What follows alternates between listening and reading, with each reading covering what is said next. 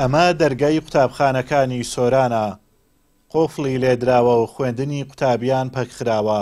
ئەوەش تەنیا لە پێناو ئاهەنگێکی بانگەشەی حیزبی دەسەڵاتدار و هاتنی جێگری سەرۆکی پارتی بۆ سۆران. سەرۆکی وەزیران دێتە سۆران، سەرۆکی وەزیران سەرۆکی حکومەتە. بۆچی دەبێت قوتابخانەکان لە دەوامکردن ڕابۆستن؟ زانکۆ، یعنی زانکۆ لەو مستەوای بێتە خوارێ، یعنی مامۆستای زانکۆ، تەڵەبەی قوتابی زانکۆ بچن بۆ حەفلە و ئەوە چیە وەڵا سەرۆکی وەزیران تەشریفی هێناوە. ئەگە بۆش ڕاگەاندنی پارکێکی نیشتیمانی بە لە سۆران چەند خۆش بوو، هەتا ئێستا پارکێکی نیشتیمان لێ نییە.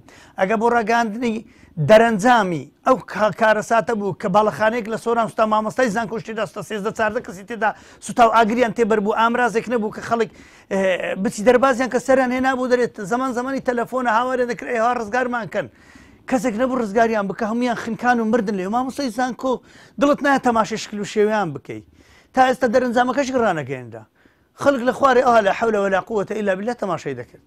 ئیتر خەڵک یعنی چاوەڕێ شتی گەورە دەکە بۆ سۆران، بۆ دەوروبەری، بۆ جاداکانی، بۆ کەندی کارتی تەندروستی، بۆ هەموو چاکانی کەچی ئەوانە دێن هەر خەریکی دانیشتن بە شان و باڵی خۆیان بڵێن کاکە ئێمە ئەو هامان کرد، ماوامان کرد، جادەمان دروست کرد. با بە جادەکایشی تۆیشی حکومەتە، حکومەت دروست کردەوە، واجبیشە دروستی بکە.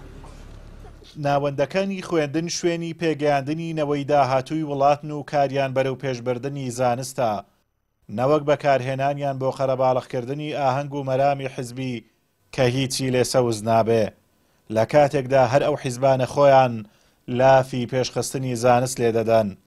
بەرپرسی لقی سۆرانی یەکێتی مامۆستایانی کوردستان دەڵێت ئەوەی پارتی لە سۆران کردی پێشێلکردنی زەقی یاساکانە. ئێمە وەکو توێژی مامۆستا و یەکێتی مامۆستانی کوردستان نیگەرانین بە داخستنی قوتابخانەکان لە تاقی دوای نیوەڕۆ. ئەو قوتابخانانەی کە داوێن ئەوڕۆ پاش نیوەڕۆیە دیارە پێیان گوتون مێنەوە بۆ قوتابخانە، چونکە بانگەشەی ئینتیخابات لە گۆڕێ لەو پەرلەمانی عێراق ئەمڕۆ پارتی لە سنووری ئیداری سەربەخۆی سۆران کە سەرۆکی حکومەت دێت بانگەشە ئەکات بۆ لیستەکەی. بە مناسبەیەوە مامۆستایان و فەرمانبەران تێگەیاندراون کە بچن بەشداری ئەو گربوونەوەی بکەن لە بانگەشەی حیزبی. ئێمە نیگەرانین هیچ مبەرێکی یاسایی و قانونی نییە بۆ داخستنی قوتابخانە، قوتابی بۆ دەوام نەکات. ئەوە جێگەی تێبینیە بەڕاستی ناکرێت قوتابخانە تێکەڵێن ناو پرۆسی حیزبی و سیاسی بکرێت، چونکە هەر زەرمەند قوتابیە. بە حیزبیکردنی دام و دەستگا فەرمیەکانی دەوڵەت و بەکارهێنانیان لە پێناو بەرژەوەندی حیزبی نەریتێکی ناشرینی دەسەڵاتی کوردیە، هاوشێوەی دەسەڵاتە دیکتاتۆرا ڕووخاوەکان. داخستنی قوتابخانە لە بەربانگەشەی حیزبی سەلمێنەری ئەو ڕاستیەیە کە دەسەڵاتی کوردی تەنیا شەڕی مانەوەی خۆی دەکات و هیچی تری بۆ گرنگ نییە.